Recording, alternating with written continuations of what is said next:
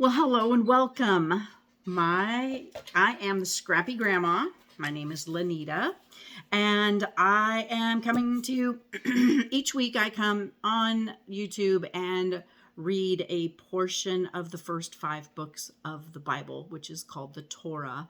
And these are actually called Torah portions, and I like to call them, they are bite-sized, digestible chunks of the word that are themed, that help us to learn his instructions. And the beautiful thing is people, thousands and thousands of people, believers all over the world are reading the same portion at the same time.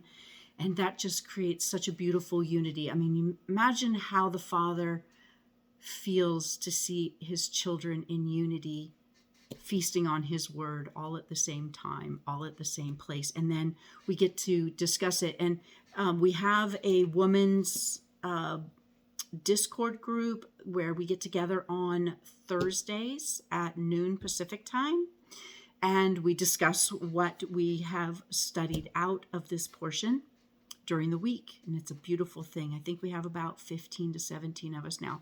Some participate, some listen. You just come and be comfortable and do what you feel is comfortable to do. So anyway, I thank you for coming along with me. My goal here is just to share my love for his word, his instructions on how to live well, so that we can all bear fruit. So glad to have you along for the journey. Let's go ahead and start in prayer. Father Yah, I thank you so much. Thank you so much for your word. Thank you that we have your instructions to guide our steps. Your word says that the Torah is a lamp unto our feet. It is a light, or that your word is a lamp unto our feet, and your Torah is a light. Thank you for this light. Thank you for this bread of life that we can chew on, and that the Torah is Yahusha, and Yahusha is the Torah.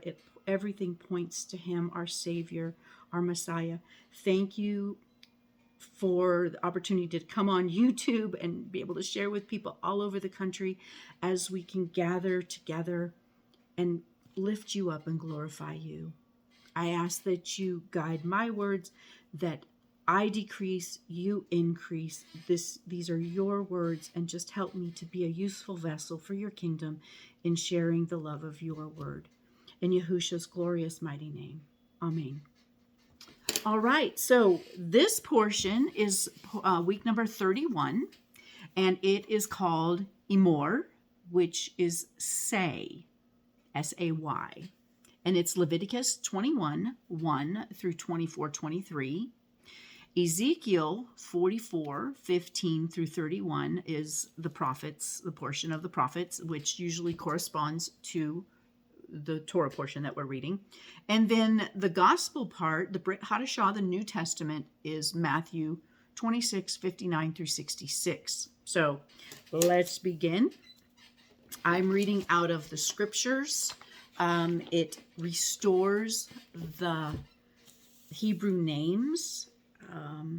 That's something I feel that's really important for me in studying it out. It's really important that there's so many places all through the word where it says, call on my name, trust in my name, call out my name, but yet the name was removed. And so I like reading a version of a translation of the Bible that actually restores his name. There was what's called the ineffable name doctrine, where they removed his actual name almost 6,000 times and replaced it with the title Lord and God. And I would just prefer to call him his name, since his word says to call him his name. My personal. So 21. This is Leviticus 21:1, Emor. And Yahuwah said to Moshe, speak to the priests, the sons of Aaron, and say to them, no one is to be defiled for the dead among his people, except for his relatives who nearest to him, for his mother, for his father, for his son, for his daughter, and for his brother, and for his maiden sister who is near to him, who has no husband, for her he is defiled. So Aaron and his sons are the priests, And basically, this is just instructions that they're not to defile themselves by touching a dead body unless it is a close relative to them, because they are priests, they are set apart, they're have a higher standard. So, and a leader, which is what they are, they're the high priest and the priest. The leader does not defile himself among his people to profane himself. They do not make any bald place on their heads, and they do not shave the corners of their beards, and they do not make a cutting of their flesh. And if I understand this correctly, these are just rituals that were done in that time by other nations, and he's saying, those are not of me. I don't want you doing those things that the other nations are doing. They are set apart to their Elohim, and it could have even been the Hebrews did these. I don't see anywhere else, but I haven't studied the whole thing yet. But the priests are not to do these practices. So they are set apart to their Elohim. Do not profane the name of their Elohim, for they bring the fire offering and of Yahuwah and the bread of their Elohim, and shall be set apart. So because they're the priests and they take care of everything in the tabernacle, the fire for the offering and the showbread, they bring the showbread and all of the implements of the tabernacle, they are set apart to do those things and have to conduct their lives accordingly and follow special rules for them. So they do not take women. They do not take a woman who is a whore or a defiled woman, and they do not take a woman put away from her husband, for he is set apart to Elohim. Once again, a higher standard for the priests. And you shall set him apart, for he brings the bread of your Elohim. He is set apart for you. For I, Yahuwah, setting you apart, am set apart. So our Creator, Yahuwah, is set apart. And a lot of your Bibles may say holy. The translation is set apart for special use. So he is set apart, and he is setting the priests apart. So, and when the daughter of any priest profanes herself by whoring, she profanes her father, she is burned with fire. And the high priest among his brothers, whose head the anointing oil has poured, and who is ordained to wear the garments, does not unbind his head or tear his garments. So a few weeks back, a month or so back now, Aaron's sons, Eliab and Abahu, I think those are the names. Anyway, they brought strange fire in their censers of incense before Yahuwah. He had not asked them to. He had not commanded them to. They did it on their own. Even appears that they may have been drinking and were a little drunk and wanted to do things on their own. And he took them out. And at that time, Aaron had just been ordained. He had oil poured over his head. He had his special garments on. He had clocked in to do his priestly duties at the time. And he was not allowed to go and mourn his sons,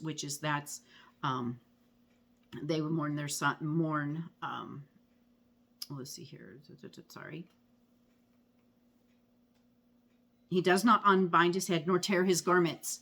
In fact, they even said that the priestly garments were made in such a way that they had extra stitching so that they could not be torn, because he is set apart at this time to do his priestly duties in the tabernacle.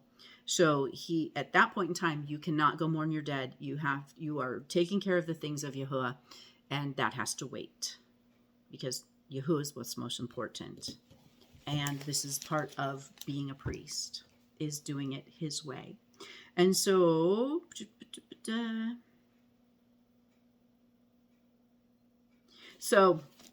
it says, he does not unbind his head, his turban, nor tear his garments, nor come near any dead body, nor defile himself for his father or his mother. So while he's doing his priestly duty, he can't go and touch his mother or father's dead body, nor go out of the set apart place, nor profane the set apart place of his Elohim, for the sign of dedication of the anointing oil of his Elohim is upon him. I am Yahuwah.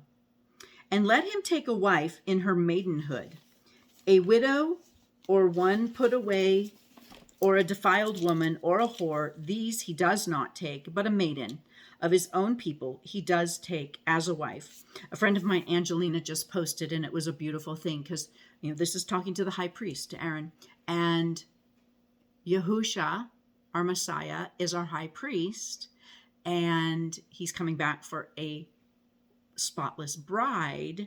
And what does it say here? That the high priest cannot marry a widow or someone who's defiled. He's not able to take those for a wife. He has to have a maiden, a pure, spotless bride. And our high priest, Yahusha the Messiah, is coming back for the same thing. His maiden, his spotless bride, who has not been defiled. So he does not profane his offspring among his people. For I am Yahuwah who sets him apart. And Yahuwah spoke to Moses, saying, speak to Aaron, saying, no man of your offspring throughout your generations who has any defect is to draw near to bring the bread of his Elohim, meaning bring the showbread, meaning no man, if he has a defect, he's not able to do his priestly duties, because this is Aaron's lineage, so this is the priesthood, and they're not able to do their priestly duties if they have any kind of defect. And some are lifetime defects and others are temporary defects. So for any man who has a defect is not to draw near, a man blind or lame or disfigured or deformed, a man who has a broken foot or a broken hand, or is a hunchback or a dwarf, or a man who has a defect in his eye or eczema or a scab, or is a eunuch. No man among the offspring of Aaron the priest who has a defect is to come near to bring the offerings made by fire to Yahuwah. He has a defect. He does not come near to bring the bread of his Elohim. But he does eat the bread of his Elohim, both the most set apart, and the set apart. Only he does not go near the veil or approach the slaughter place, because he has a defect, lest he profanes my set apart places, for I am Yahuwah who sets them apart. Thus Moshe spoke to Aaron and his sons and to all the children of Israel. So, he's able to, because he's part of Aaron's lineage, part of the priesthood, he's still able to eat the offerings that have been made to provide for the priest, but he's not able to perform the priestly duties near the veil and the slaughter place in the tabernacle. 22. And Yahuwah spoke to Moshe, saying, speak to Aaron and his sons that they separate themselves from the set-apart offerings of the children of Israel, and that they do not profane my set-apart name in what they set apart to me. I am Yahuwah. Say to them, any man and all of your offspring throughout your generation who draws near the set-apart offering which the children of Israel set apart to Yahuwah, while he is unclean, has uncleanness upon him, that being shall be cut off from before me. I am Yahuwah. So basically, there's the offering that's been set apart for the priests to eat. That's their portion. But if a man is unclean, like if he's touched a dead body, or, well, I think it comes down here and it explains more. Yes, any man of the offspring of Aaron who is a leper or has a discharge does not eat the set apart offerings until he is clean. And whoever touches what is rendered unclean by a being or a man who has had an emission of semen. So these are the things that make you unclean, not that cast you out and make you detestable to the Lord. They're just unclean for a time. Then you do what the instructions say to do. You go wash your body and you're unclean till evening. Then you can come back in. It says, or a man who touches any swarming creature. That was one of a few portions back. It talked about, what was clean to eat, and clean to touch, and unclean to touch, and swarming creatures. So I'm assuming like bees and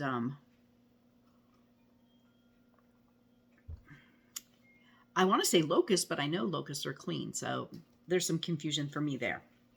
So, but anyway, a man who touches any swarming creature by which he would be made unclean, or any being by whom he would become unclean, even any of his uncleanness, the being who has touched it shall be unclean until evening, and does not eat the set apart offering, but shall bathe his body in water. And when the sun goes down, he shall be clean, and afterward eat the set apart offering, because it is his food. He does not eat that which dies or is torn by beasts, becoming unclean by it. I am Yahuwah. And they shall guard my charge, lest they bear sin for it and die thereby when they profane it. I, Yahuwah, set them apart. And no stranger eats the set apart offering. A settler with the priest or a hired servant does not eat the set apart offering, but when the priest buys a being with his silver, he does eat it, and one who is born in his house does eat his food. And when a priest's daughter is married to a stranger, she does not eat the set apart offering. So if she marries outside the priesthood, she's not allowed to eat the offering. But when a priest's daughter is a widow or put away and has no child and has returned to her father's house as in her youth, she does eat her father's food, but no stranger eats of it. And when a man eats the set apart offering by mistake, then he shall give a set apart offering to the priest and add 1/5 to it. That just made me think of when David went in and ate the showbread, when he and his men were running from Saul, and they went in and ate the showbread. Interesting. I wonder if he didn't do it by mistake. So anyway, and let the priests not profane the set apart offering of the children of Israel, which they lift up to Yahuwah, and allow them to bear the crookedness of trespass when they eat their set apart offerings. For I am Yahuwah who sets them apart. And Yahuwah spoke to Moshe, saying, Speak to Aaron and his sons and to all the children of Israel, and say to them, any man of the house of Israel, or the sojourners, those of us that want to come along Israel and be part of them and be in covenant to Yahuwah. I always love that. Rusty, the other 2 Sabbaths ago, as we were reading the portion for that week, he's like, sojourners, is that us? And I'm like, yeah, the sojourners. So I always love, the sojourners. We are not born into the lineage of Israel, but we've been grafted in as the wild olive branch, as a sojourner who is chosen to walk in covenant with the Most High. So anyway, any man of the house of Israel or the sojourners in Israel who brings his offering for any of his vows or for any of his voluntary offerings, which they bring to Yahuwah as an ascending offering, for your acceptance is a male, a perfect one, from the cattle, from the sheep, or from the goats.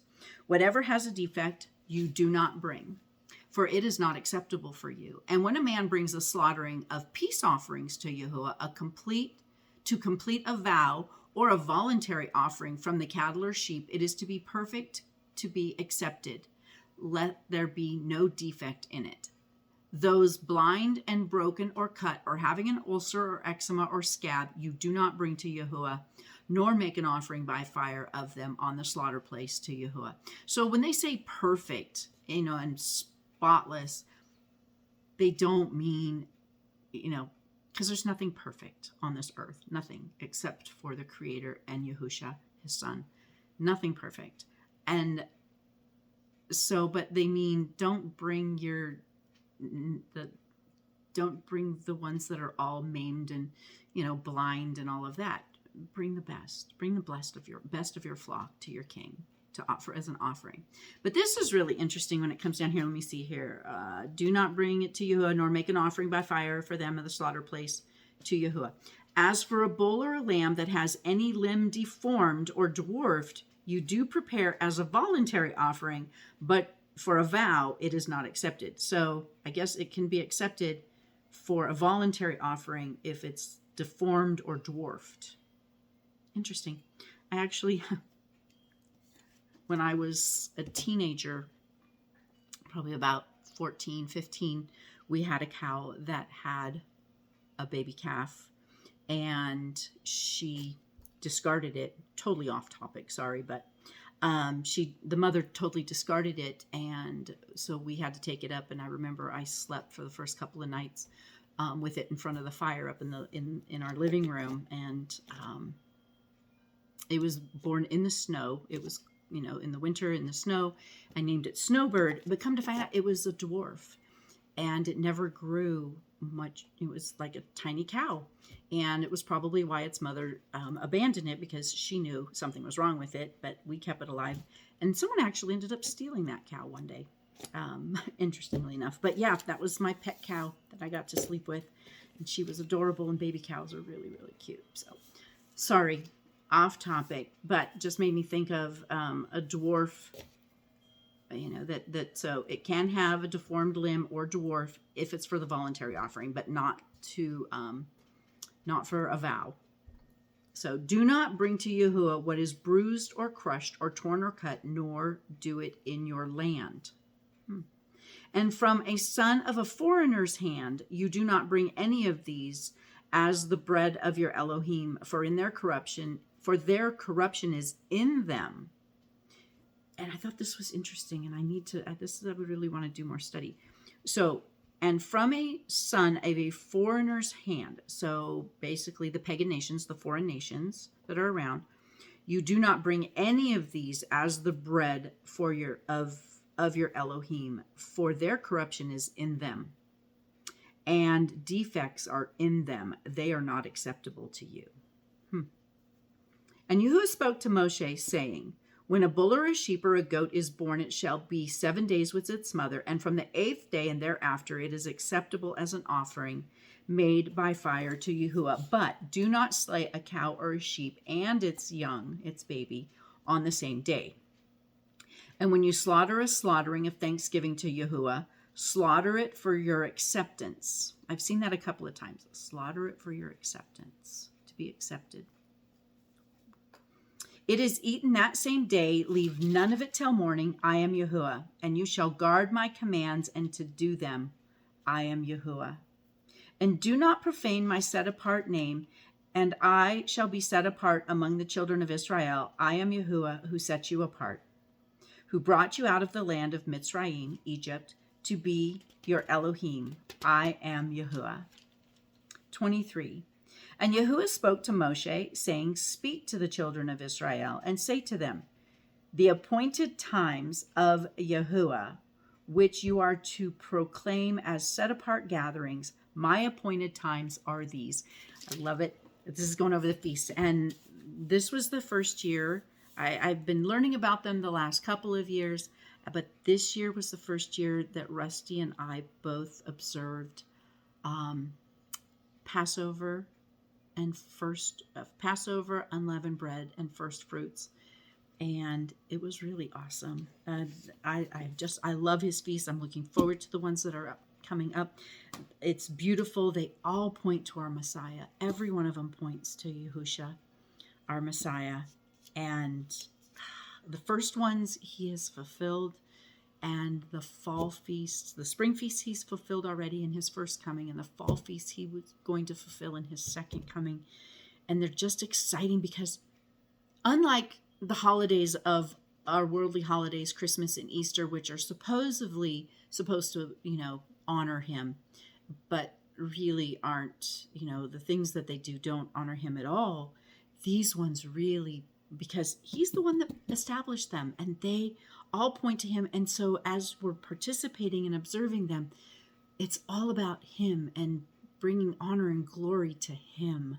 They're just so beautiful, not getting caught up in buying presents for people and, wishing and asking for gifts and different things. It's all pointed to him and honor and glory to him. It's just his feasts. I just am so in love with.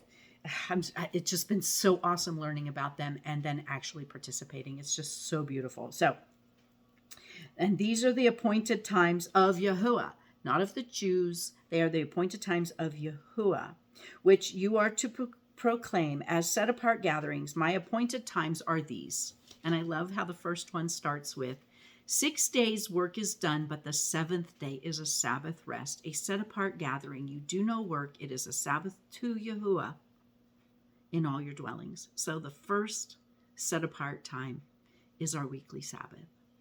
That is just, and let me tell you, my life has changed so dramatically since we started observing the Sabbath. The peace and the freedom and just being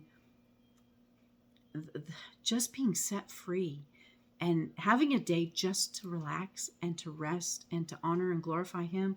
It is so beautiful. So I love this. And then these are the appointed times of Yahuwah's set apart gatherings, which you are to proclaim at their appointed times. In the first new moon, on the 14th day of the new moon, between the evenings is the Pesach to Yahuwah. The Pesach to Yahuwah. This is the Passover to Yahuwah the Creator. And on the 15th day of the new moon is the festival of Matzot. The festival of Matzot to Yahuwah. 7 days you eat unleavened bread. So this is the feast of unleavened bread. And on the first day you have a set apart gathering. You do no servile work. That's a holy day. And you shall bring an offering made by fire to Yahuwah for 7 days. And on the 7th day is set apart gathering. You do no servile work. So the first day and the 7th day are both holy days that, they're both Sabbaths. You do no work. And Yahuwah spoke to Moshe, saying, speak to the children of Israel, and you shall say to them, when you come into the land which I give you, and shall reap its harvest, then shall bring a sheaf of the first fruits of your harvest to the priest, and he shall wave the sheaf before Yahuwah for your acceptance. And on the morrow, meaning the next day, after the Sabbath, the priest waves it. So the day after the Sabbath, the priest waves it. And on the day that you wave the sheaf, you shall prepare a male lamb, a year old, a perfect one, as an ascending offering to Yahuwah. And its grain offering, 2/10 of an ephah of fine flour mixed with oil, an offering made by fire to Yahuwah, a sweet fragrance, and its drink offering, 1/4 of a hin of wine. And you do not eat bread or roast. This is something I didn't know. And so next year, I'm looking forward to implementing it. Each year we learn and we grow, and our eyes are opened. And as we research and search out the treasures in his world, in his word, we learn more. And when you learn more, when you know more, you do more. You just, once you learn it, then you can implement it. So you do not eat bread or roasted grain or fresh grain until the same day that you have brought an offering to your Elohim, a law forever throughout your generations and all your dwelling. So it's important for the first fruits that you bring your offering before you eat the bread. And from the morrow after the Sabbath, so the day after the Sabbath, from the day that you brought the sheaf of the wave offering, you shall count for yourselves 7 complete Sabbaths, so 7 weeks. You count the Sabbath for 7 weeks, which we are right in now. It's called Counting of the Emor, which leads up to, if I'm not mistaken, the Day of Atonement, which is 50 days. So until the morrow, so the day after the 7th Sabbath, you count 50 days. Then you shall bring a new grain offering to Yahuwah. Okay, so counting of the Emor, and it goes to a new grain offering. Bring from your dwelling for a wave offering 2 loaves of bread and 2/10 of an ephah of fine flour. They are baked with leaven, and this is the first fruits to Yahuwah. So this is what it is, not the Day of Atonement. And I'm still learning, and it's been a challenge actually to unlearn everything I've learned and done in participating in our world's holidays, and then do the shift of trying to learn the new way of his set apart appointed days. And we don't know if we can't do them perfectly. We just do our best to honor him. And so we count the Emor, and so the 50 days, and then it's the second first fruits. And so then it says, and besides the bread, you shall bring 7 lambs, a year old, perfect ones, and 1 young bull, and 2 rams. They are ascending offerings to Yahuwah, with their grain offerings and their drink offerings, and the offerings made by fire for a sweet fragrance to Yahuwah.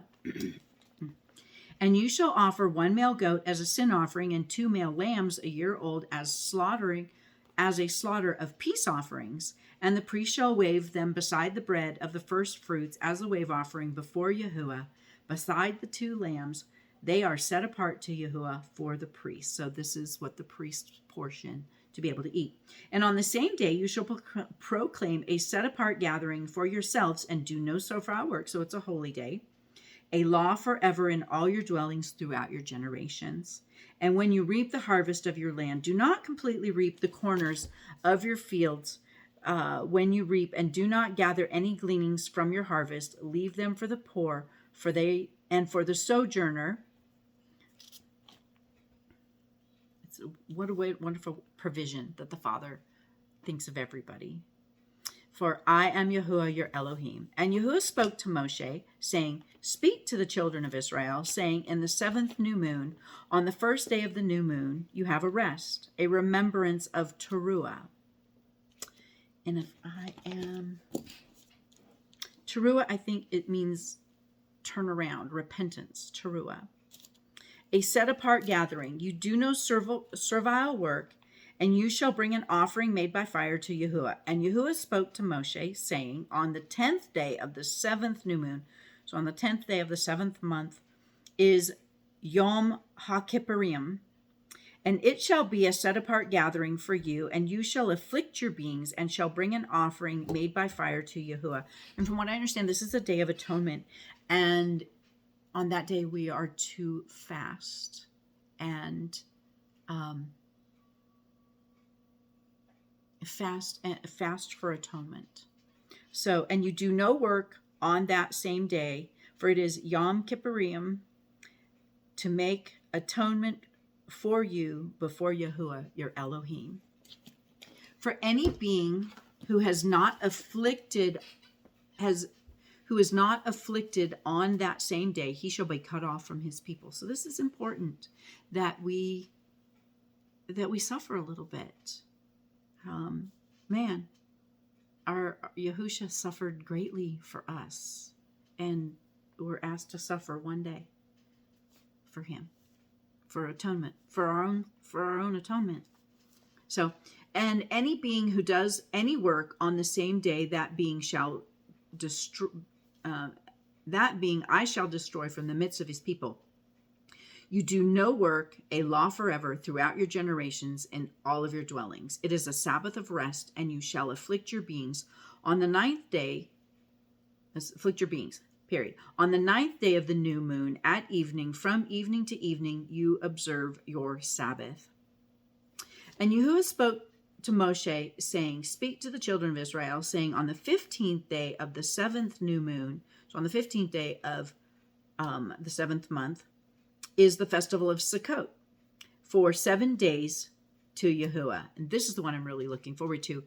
And my prayer is that y'all will make it a way that we can do this part or all of this with an assembly of believers, because you're supposed to get together. And I've heard wonderful stories about Sukkot and people getting together, and just, it sounds so wonderful. And it's a big camping trip from what I've been understanding. So on the first, let's see, this is 23:35. On the first day is a set apart gathering. You do no servile work. For 7 days you bring an offering made by fire to Yahuwah, and on the 8th day there shall be a set-apart gathering for you, and you shall bring an offering made by fire to Yahuwah. It is a closing festival. You do no servile work. So the first day, once again, kind of like the spring feast, there's two Sabbaths, 2 holy days, where the beginning, bringing it in, and at the end. These are the appointed times of Yahuwah, which you proclaim as set-apart gatherings, to bring an offering made by fire to Yahuwah, an ascending offering, and a grain offering, a slaughtering and a drink offering, as commanded for every day.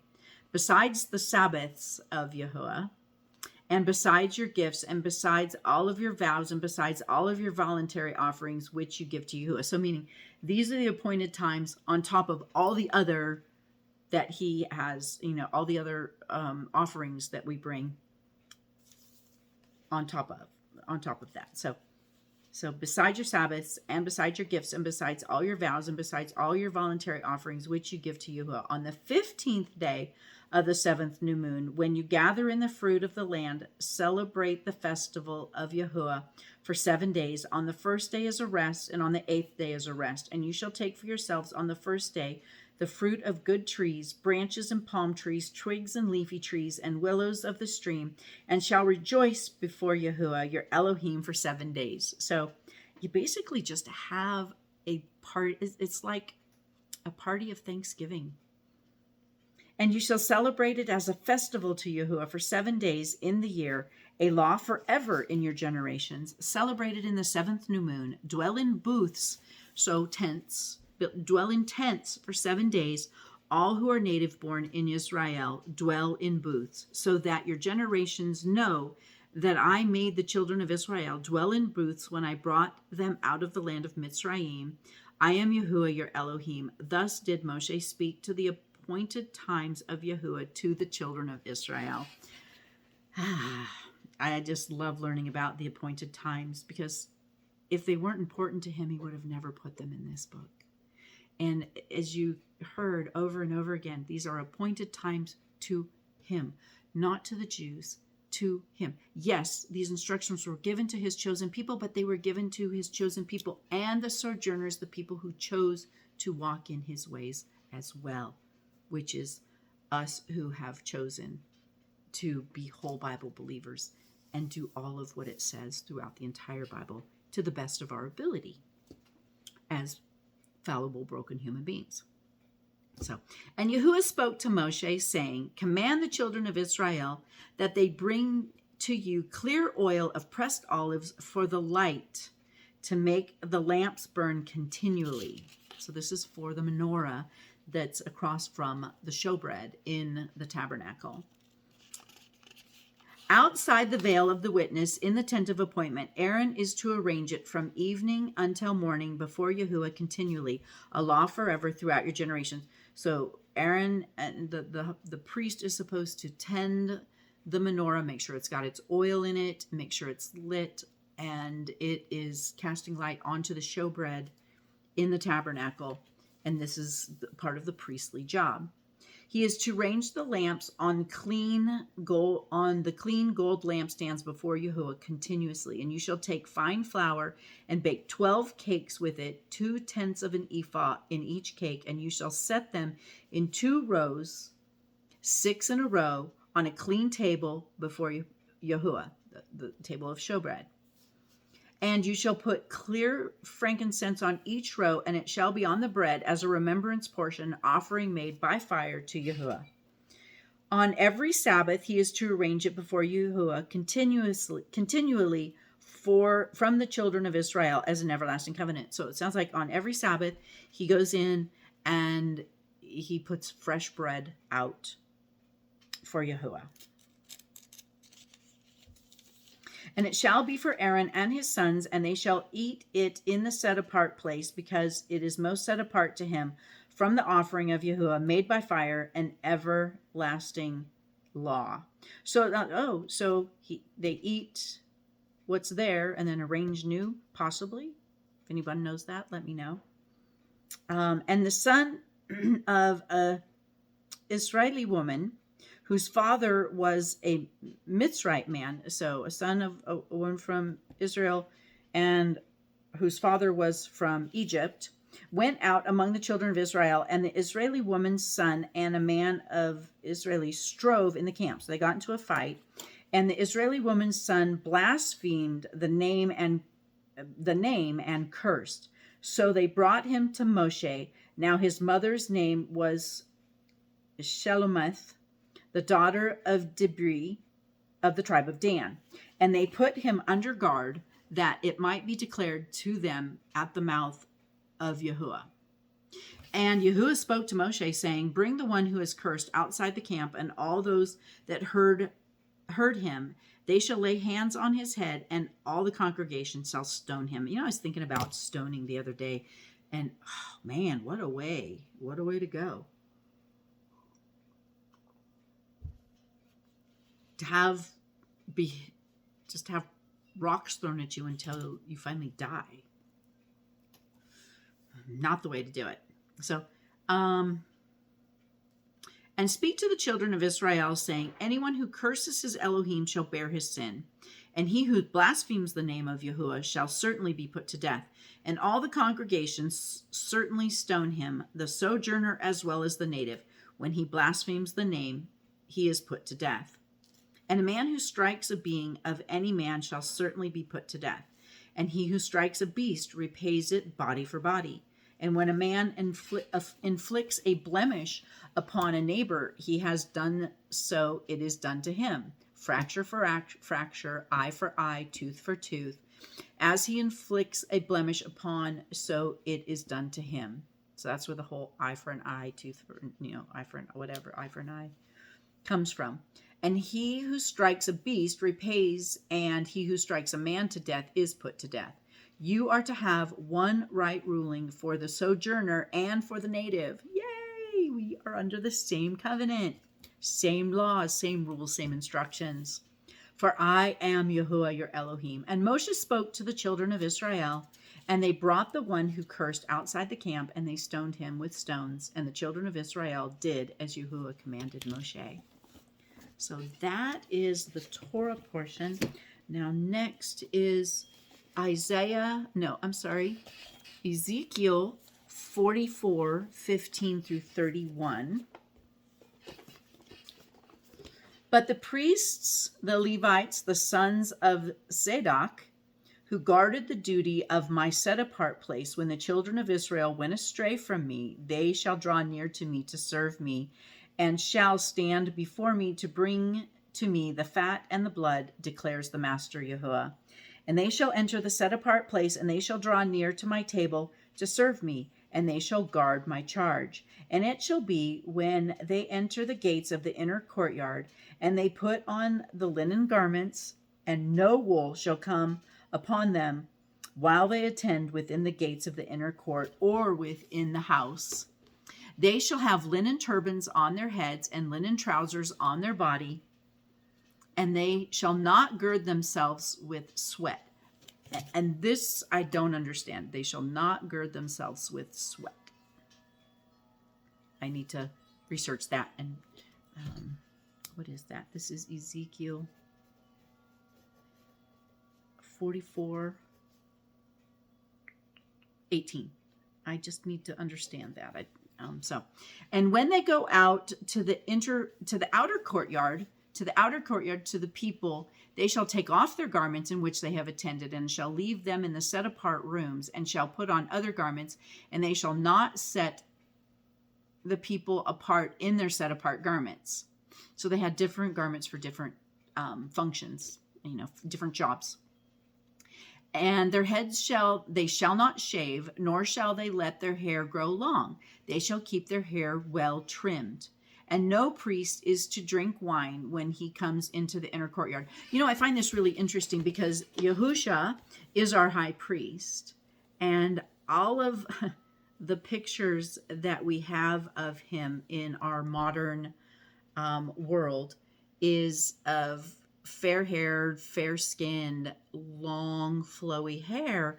But Sarah, here it says that they are not supposed to have long hair or short hair, but to keep it nicely well trimmed. And I had heard sometime that, this whole depiction of the Messiah is so twisted because right here of this, they're supposed to have well trimmed hair, not short, not long, well trimmed. So interesting with that. So no priest is to drink wine when he comes into the inner court. So when he's on duty, and this goes back to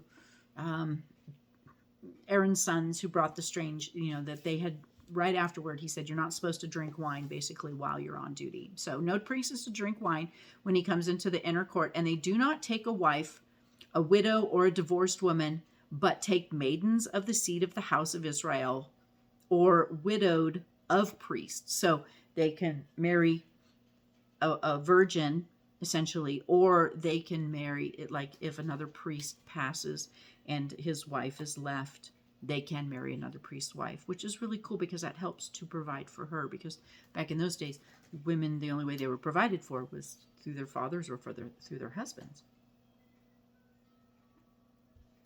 And they are to teach, where am I supposed to go to here? Sorry, Ezekiel through 31. Awesome. Okay. And they are to teach my people the difference here. This is what it's all about right here. This is what these instructions are for. And they are to teach my people the difference between the set apart and the profane, and make them know what is unclean and clean. That's what all of this is. All of these instructions is to teach us what's right and what's wrong, what pleases him, what doesn't please him.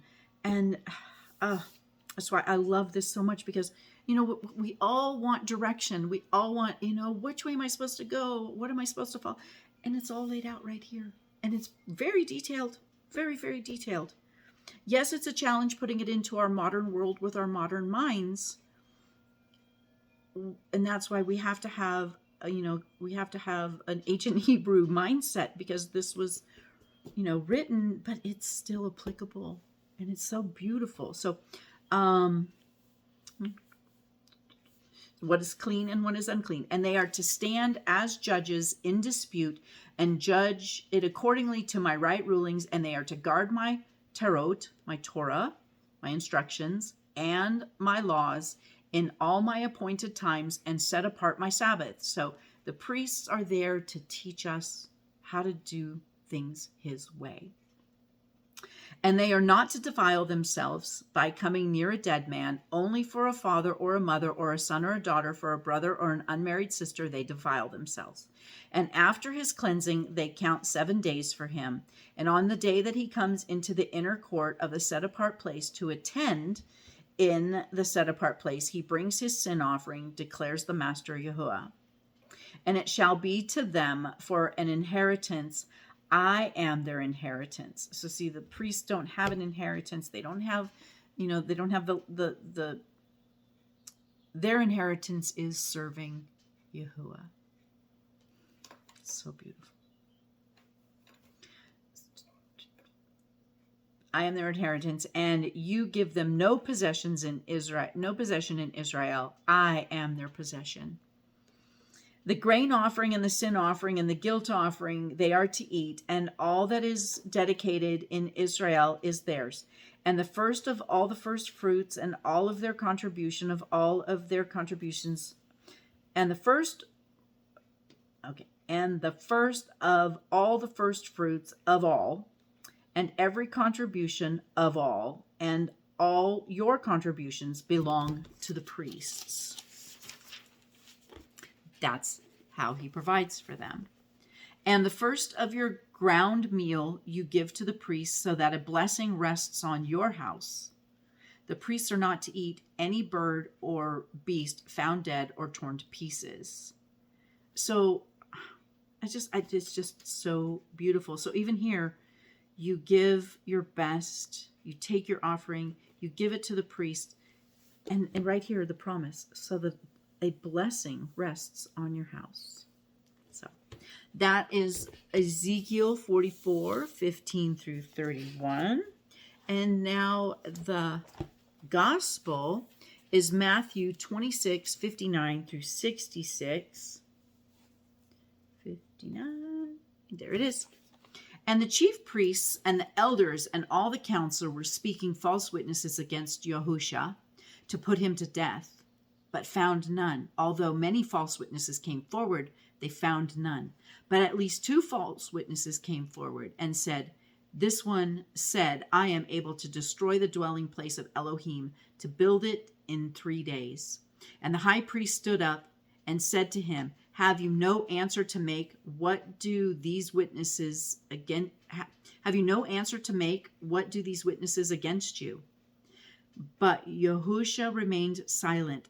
So the high priest said to him, I put you to oath by the living Elohim that you say to us, if you are the Messiah, the son of Elohim. Yahusha said to him, you have said it. Besides, I say to you, from now on, this you shall see. And this is a quote from, it's in the Hebrew name here, so I'm not sure. TEH is Rashid Way. Oh, I don't know. But it's a quote from the front of the book. That's what I love about the scriptures here, is they have it in bold when Yahusha is quoting the Torah. And so it says here, and from now on you shall see the son of Adam sitting at the right hand of the power and coming on the clouds of heaven. Oh, and that's Dan. And Dan is, darn it. I don't know. I don't have my other Bible with me right now. So, but anyway, it's a quote from the Torah. Then the high priest tore his garments, saying, Then the high priest tore his garments. Remember, the high priest isn't supposed to tear his garments. And the high priest tore his garments, saying, He has blasphemed. Why do we need any more witnesses? See now, you have heard his blasphemy. What do you think? And they answered, He is liable to death. So that was Matthew 26:59 through 66. Well, thank you for coming along with me on this journey of reading the week 31 Torah portion at Emor. I don't know if I'm pronouncing it correctly. Father, thank you so much for this time. Bless everyone who's listening to this. Open their eyes to your truth. Help them to walk in covenant deeper and deeper with you every day, my King. In Yahushua's glorious name. Amen. Be blessed, and we'll see you next week. Bye.